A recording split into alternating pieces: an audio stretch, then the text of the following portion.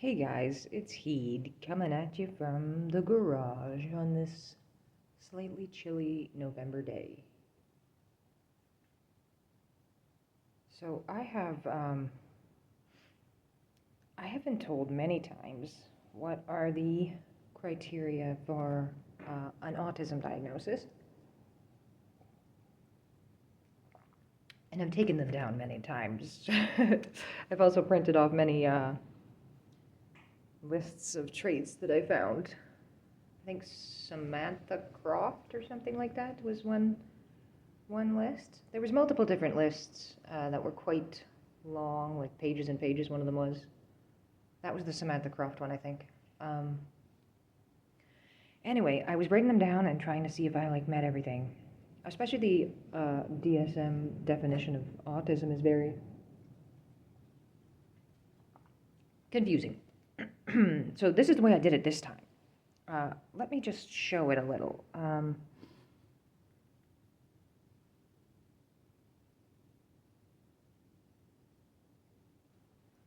Okay, I don't think that was there was much use in doing that. Anyway, so yeah, this is what I did. I wrote down. So it starts out persistent deficits in social communication and social interaction across multiple contexts, as manifested by. And then I wrote down, I think maybe just the part that I felt like I was connecting with. So deficits in emotional reciprocity ranging from abnormal social approach, failure of normal back and forth, and reduced sharing of interest, emotion, or affect, to failure to initiate or respond to social interaction. So this is a really big part. Part A, you have to get each part. So you have to have each of these parts. Yeah, I'm not sure if I actually took out. Anyway, yeah, so I wrote that. Then what I started to do is in my phone, in my notes app, I started to write down just loosely in a note about what were the things I thought that pointed me towards thinking that I have autism. So what I did today was I just wrote those into the journal too.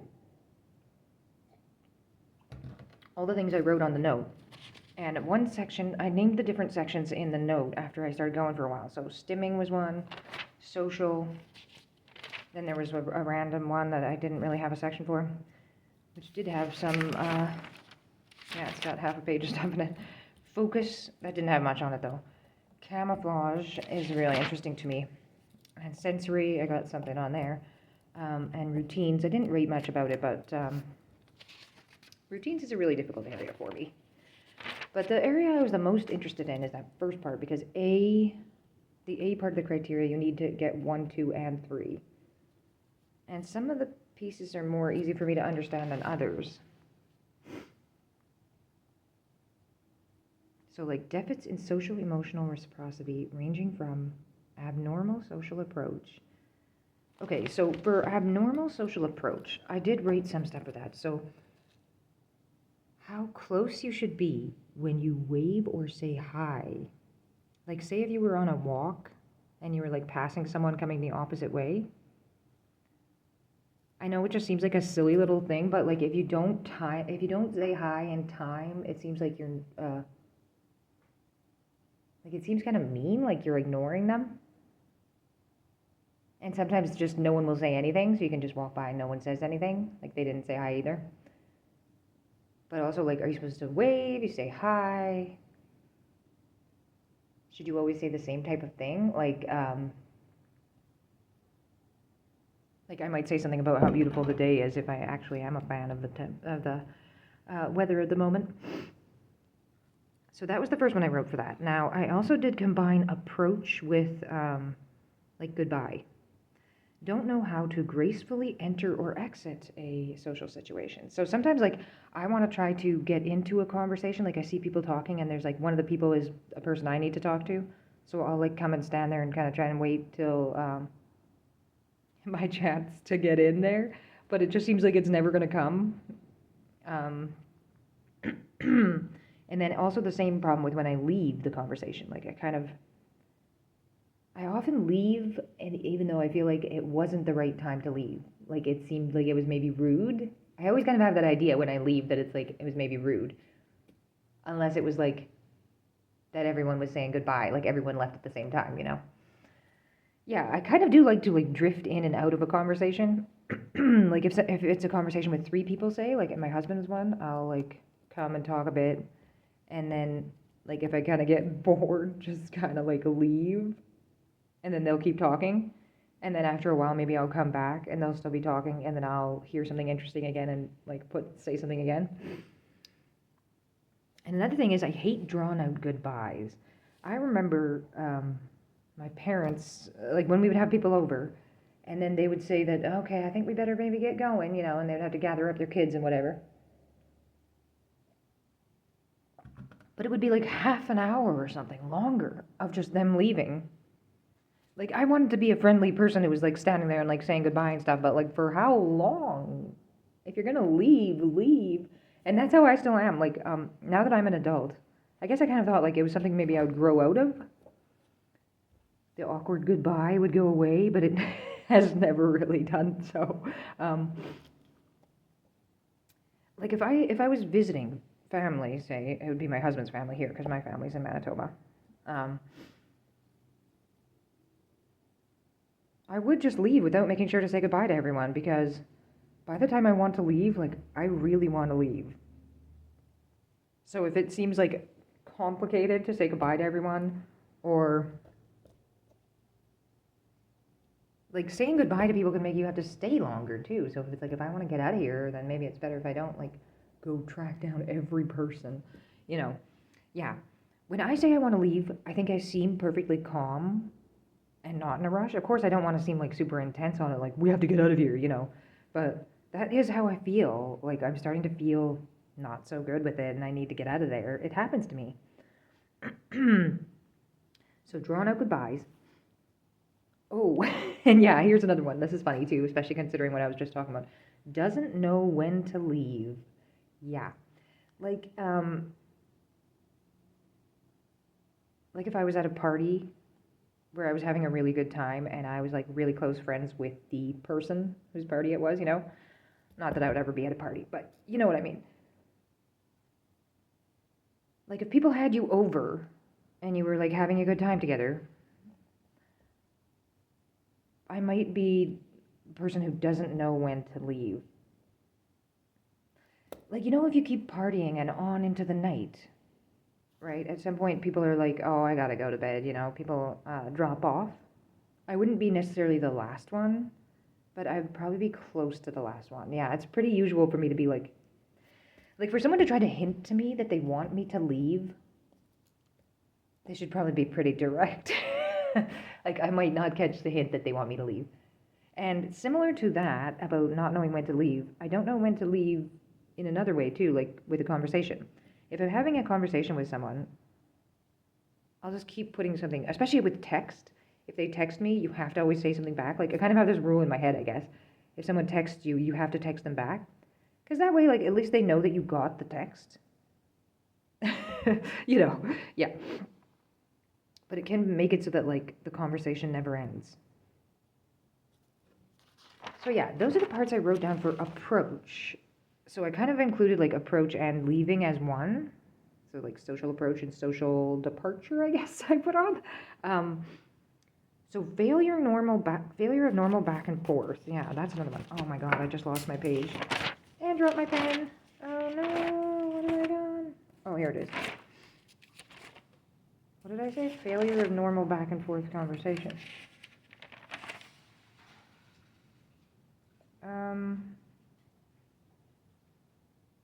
Normal back and forth conversation. Okay, right, I made a short form. NBF, normal back and forth.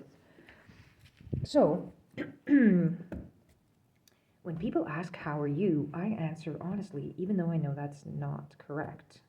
Even though I know that's incorrect. I know the correct answer, but I refuse to comply. Yeah, I'm very annoyed with this whole idea of a script and like, they're going to ask, how are you, and you have to say good. Like, sometimes I will do that, but a lot of times I really do kind of like look into myself and think of how I really am. Sometimes it's like right out obvious that I'm like not having a good day and I just say crap, or just tired, I always say something real, even though I know it's not what's expected. But I feel like that is the kind of world I want to live in, I guess. Like,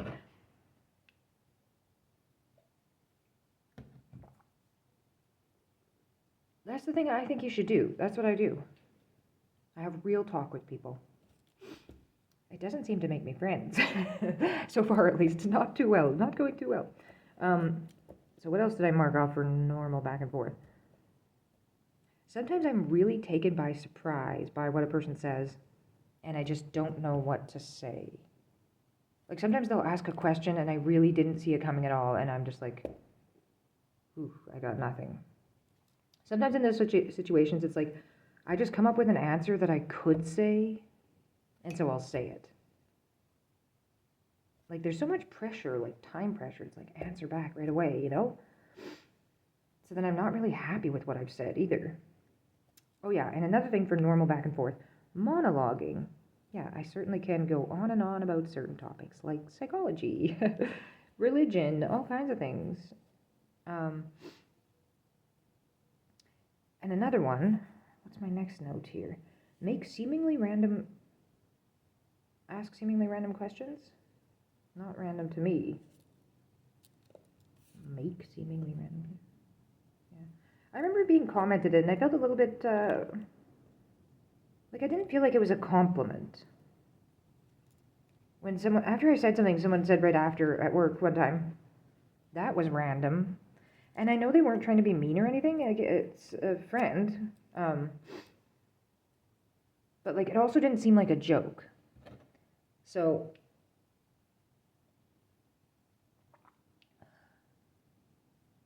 it just made me feel like I'm weird, Because it's like, I'm not trying to be random. This is the way my mind works. It's not, like, I'm not putting this on. I'm not deciding to do this. It's just me being me. Yeah, normal back and forth.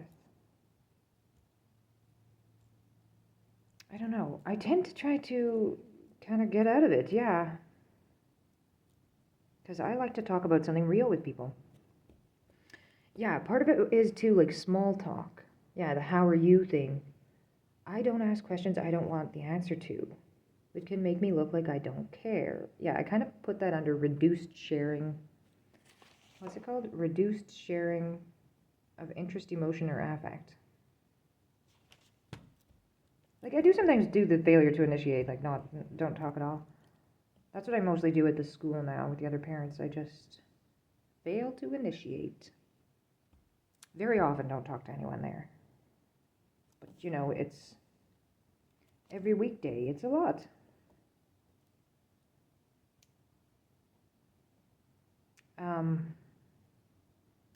Yeah, approach, normal back and forth, reduced sharing of interest.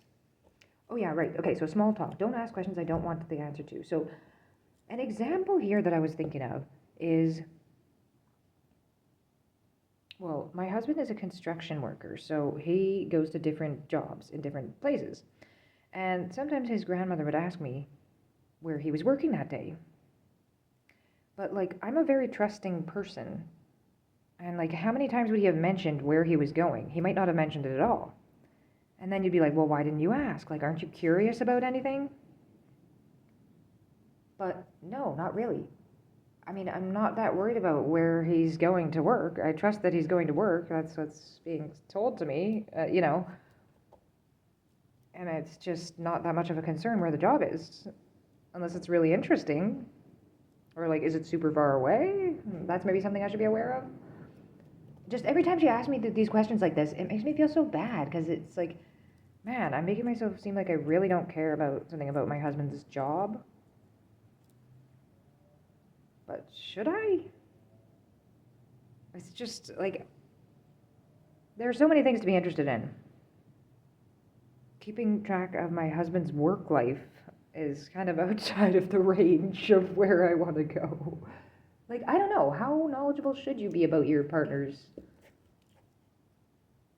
life things, Like, I'm not interested in him, I am. I'm interested in him in lots of ways.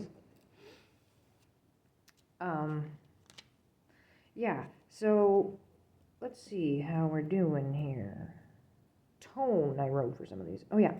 Open, honest, straightforward. Tell truth even when it's a disadvantage. See, I've like screwed myself on my taxes and stuff from telling the truth. And trouble keeping secrets. Yeah. As soon as I find out that something is supposed to be like kept on the down low or something, I'm disturbed. I'm like, why did someone tell me? People do tell me secrets sometimes. Like people think like I am trustworthy. It makes sense why people think I'm trustworthy. But keeping a secret is a complex social thing. Like you have to notice it when it comes up to not give it away if you know something. You know, like it could come up that you could give it away from knowing it. I don't know if I'm really making sense. Yeah, so this is basically the page on social. And then I wrote envy. What's envy? Nonverbal and verbal. Okay, wait, I should go back and keep reading. Okay, so deficits in nonverbal communicative behavior used for social interaction from poorly integrated verbal and nonverbal communication, abnormalities in eye contact or body language, deficits in understanding and use of gestures, to total lack of facial expression and gestures. So I definitely do have facial expression, and I gesture at least somewhat. Like definitely I shrug, I point, you know, I do some gesturing.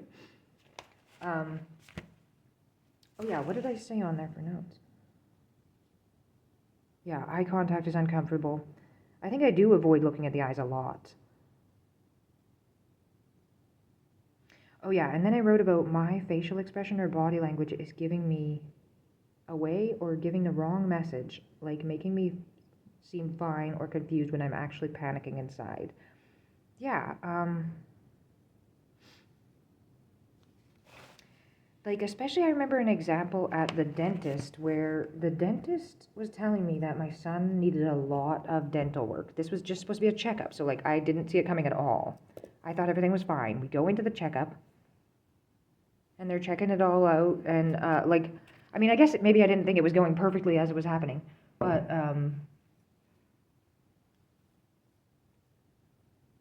yeah, then she told me like she was asking questions about who was brushing his teeth and how often, um, and about his snacking habits and eating habits and stuff.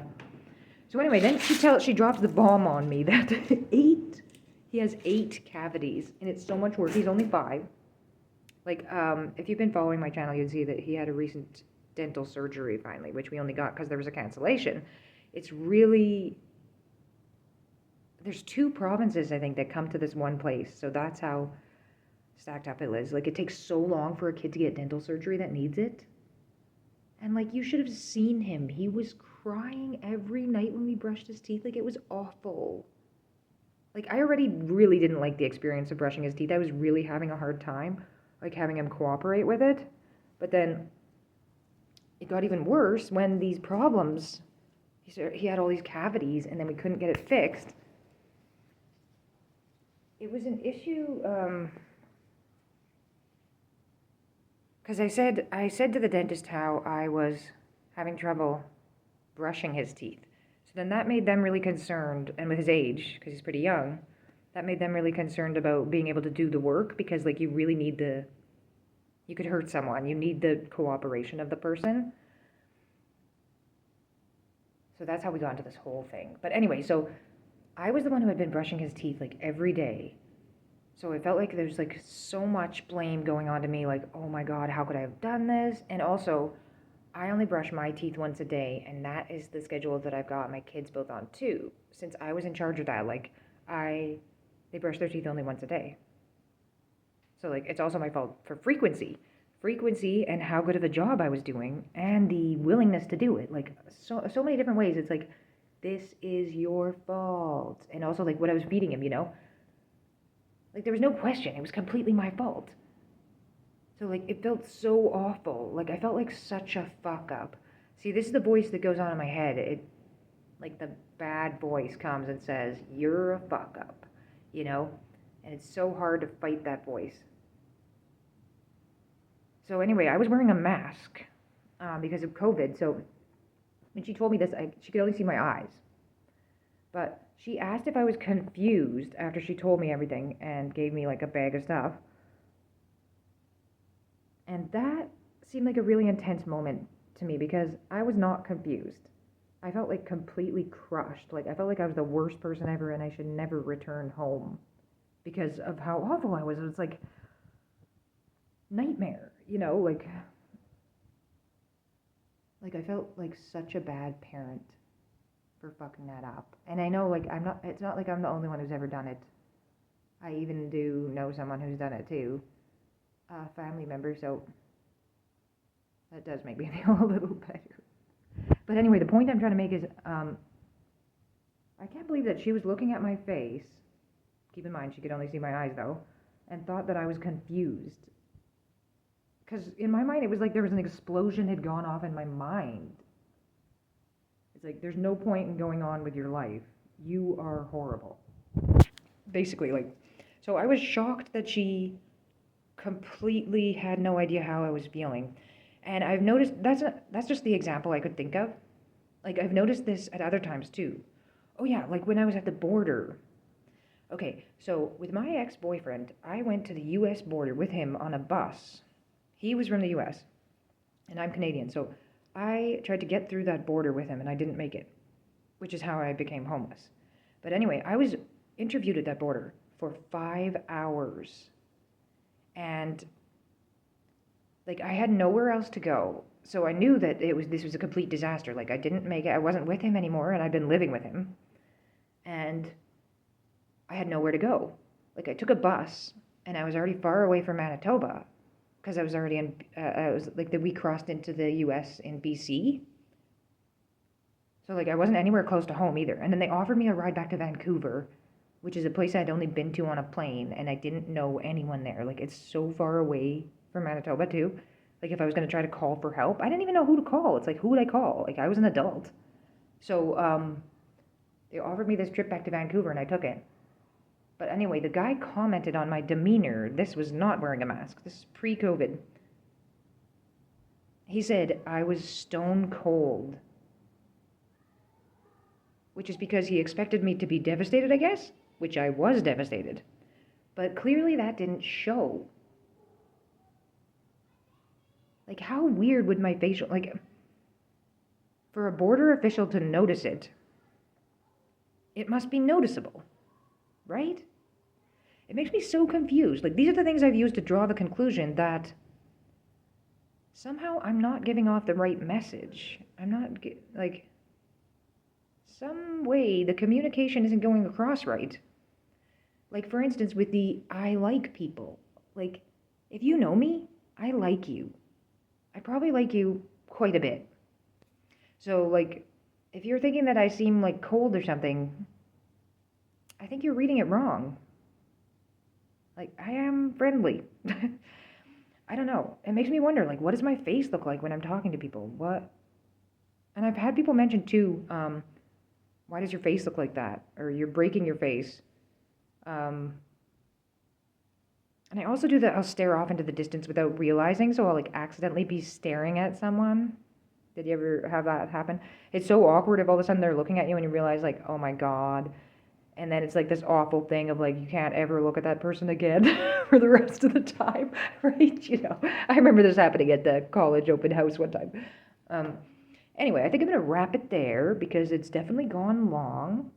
But I'd be curious to know if any other creators have any helpful insights into like how to organize my thoughts about how I'm fitting the autism criteria, or like I know Mike from Autistic AF, you had some kind of program that you used, and I'm sure everybody has different stuff to get themselves together.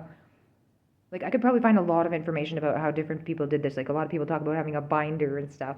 I have a lot of stuff. I have a lot of stuff together, like notes that I took. It's more so notes, like mixed into it is my own experience, but it's a lot notes too, so it's like some of it's more useful than others. I would just so love it to be able to get assessed, but I cannot. Definitely can't afford it. I have to wait till I make some cash. Anyway, you guys, I guess that's enough for today. Bye.